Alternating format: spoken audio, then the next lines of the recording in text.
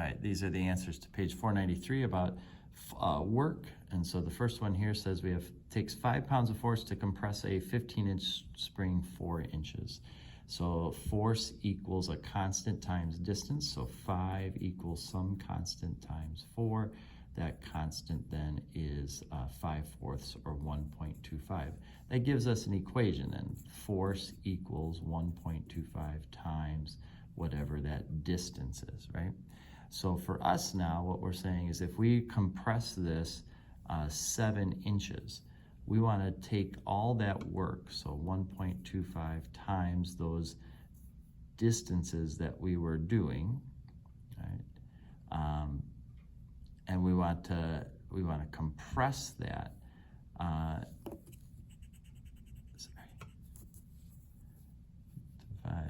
5x and then dx, and we're going to integrate that from 0 to 7. All right.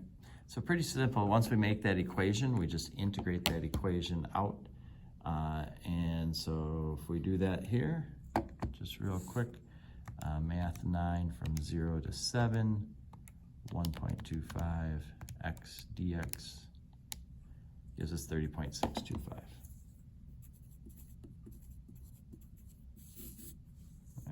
So now at number 10, we're doing the same spring, but this time we're going from a length of 10 inches to 6 inches. So it used to be 15 inches. 10 inches then is a displacement of 5. 6 inches is a displacement of 9. So same equation, but just the limits change on that. So I'm going to take this actually and just go over here and change that to 9 and change that to 5. All right? And we get 35 for an answer there. And then for this one, we have 20 pounds stretches something 9 inches. So 20 pounds equals some constant times 9. So 20/9 will be that constant. That means our force equation is 20/9 x or d or whatever you want to call it. All right, so what is the work to stretch it 12 inches a foot? So we're going to integrate from 0 to 12, 20/9 x dx. So if we go ahead and go math 9, 0 to 12, 20/9 x dx. We get 160 for our answer there. So that's springs. Springs aren't too bad. Then we have the water pumps, and we are told that the weight of water is 62.4 pounds per cubic foot. These are the dimensions, and we're going to first try to empty half the tank. So the water, if we let say y be this distance, whatever the height is, okay, this is height 0 and this is height 4 here. All right, so what we're going to be doing is we're going to be taking water from height 2 to 4. So when we integrate this, we're going to be going from 2 to 4 as far as that goes. Okay. Now the distance that water has to go, if you're already at 4, you don't have to go anywhere. If you're at 3, you have to go 1 foot, 2, and so on. So the height we have to go is 4 minus whatever y is. Okay, that's the length. When you think about work, it's force in a direction. That's how far we have to go. Now, the amount of work or force we have to put on it is the weight of those little sheets. So in class, what we talked about was imagine a little sheet here.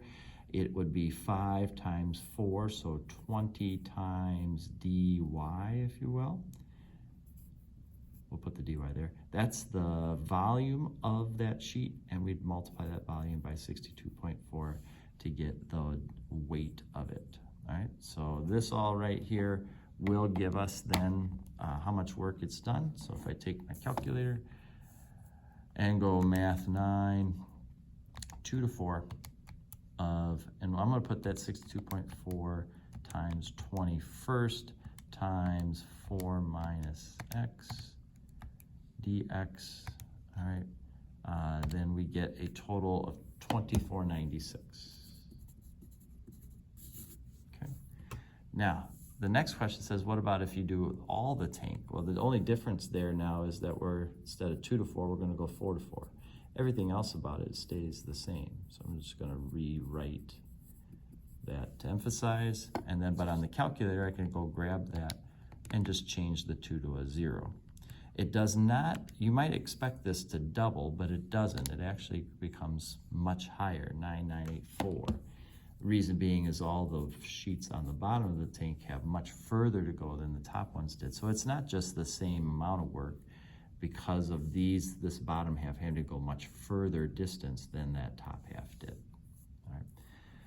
For 23, we have a situation here where we are a certain distance y, and we're going to take it up 4 plus 1 more to get to the top of this thing here. So our tank is filled from y equals 0 to y equals 4. So that's how that's going to be. But the distance we have to go is 5 minus y. All right. Then we have to consider what's the weight of these things. Well, it's the area of that circle. So it's pi times radius squared. It's 4 pi times the weight, 9,800 dy. Right. So that we can put on the calculator, math 9, 0 to 4, of 4 pi times 9,800 times 5 minus x dx. Right, and wow, we get a lot, 7805.184. Almost 1.5 million Newton meters of work done. Right? And that's the work problems.